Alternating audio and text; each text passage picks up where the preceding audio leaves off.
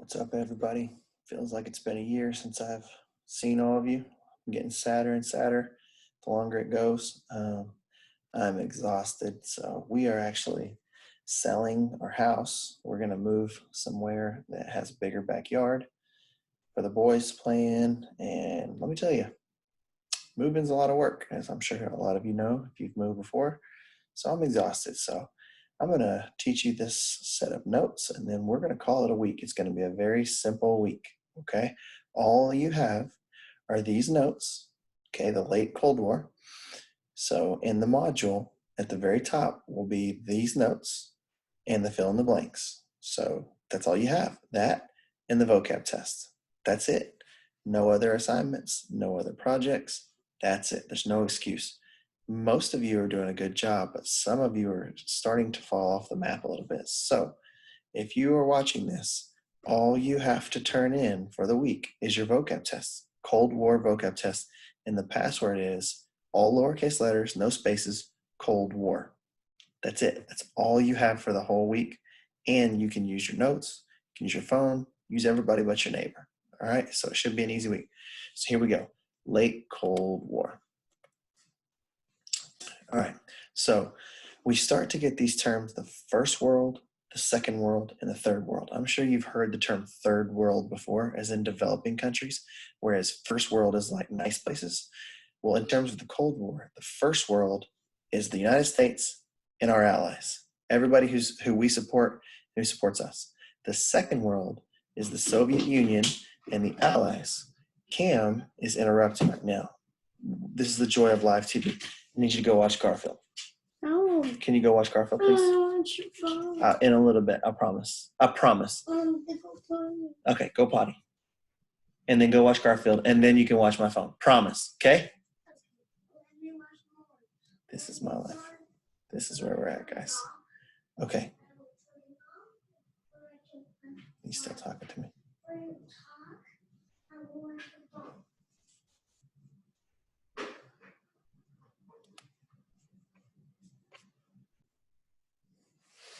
All right, we're back. Sorry about that. Cam is nuts.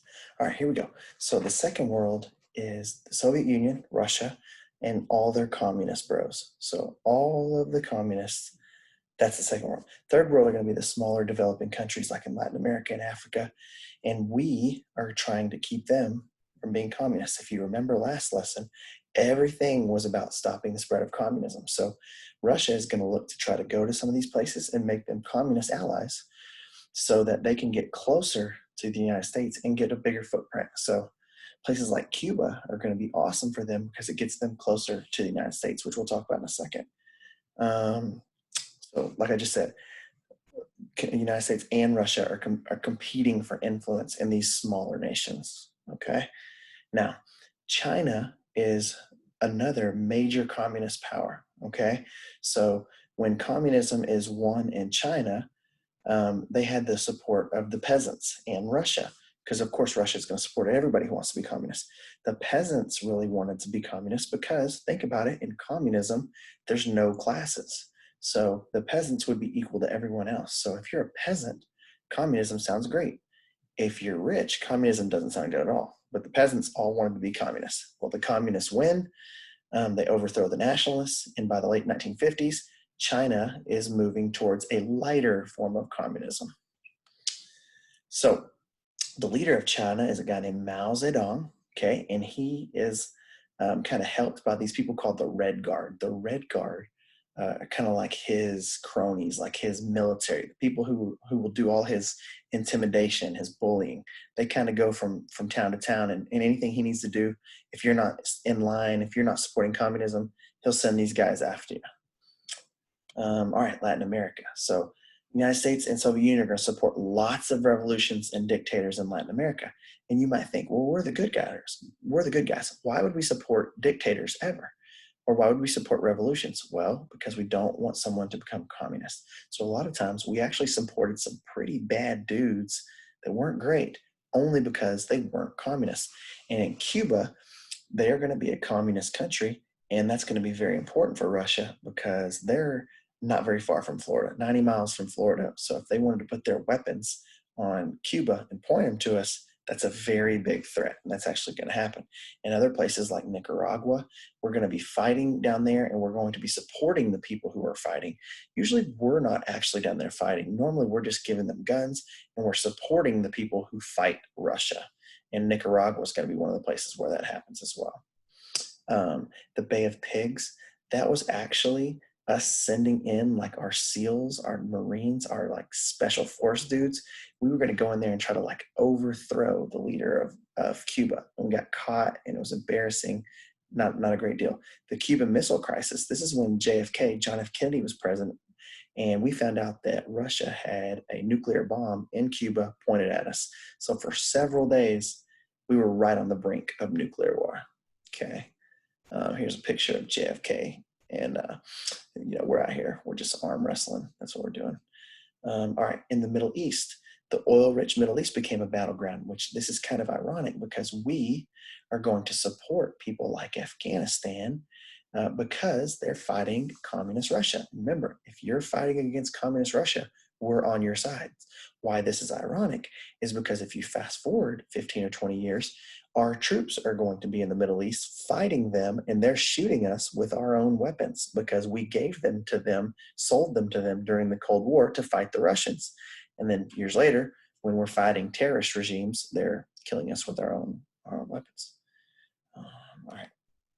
Cold War thoughts. So Khrushchev, he replaces Stalin, and Khrushchev, tries to like move the country away from him. We call this de-Stalinization, trying to like take all the things that Stalin did and kind of wipe them away. The Soviet Union and China are going to kind of split.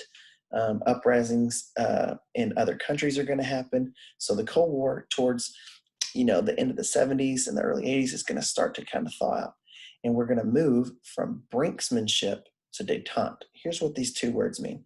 Brinkmanship means both sides, United States and Russia, want to be right at the brink. They want to be just close enough without starting a war. But we want them to know we could start a war if we wanted to right now, at the blink of an eye. But we don't want to actually invade each other because, again, we both had nuclear weapons, and we knew if a war happened, it could, end the world. So both sides, brinkmanship means they wanted to be right to the brink, get as close to fighting as we could. So from brinkmanship to détente. Détente, every time you see this word, I want you to just think chill, okay? We're going to make some agreements, SALT, some strategic arms limitation that's saying, hey, you guys quit building some weapons, we'll quit building some weapons. Let's take a step back from the brink and let's chill. Let's ease the tensions, okay? And eventually the Cold War is going to thaw out, and both sides are going to kind of move away. Russia's going to move away from intense communism, at least at the level of Stalin, and the Cold War is going to kind of thaw and come to an end. So that is the end of the Cold War notes. Remember, all you have is your vocab test, password, lowercase letters, Cold War, all together, no spaces. Once you're done with that, you're done for the week. Look on grades, and if you are behind and you're missing something, please get it in. That is all I got for you guys today. And as always, love you guys.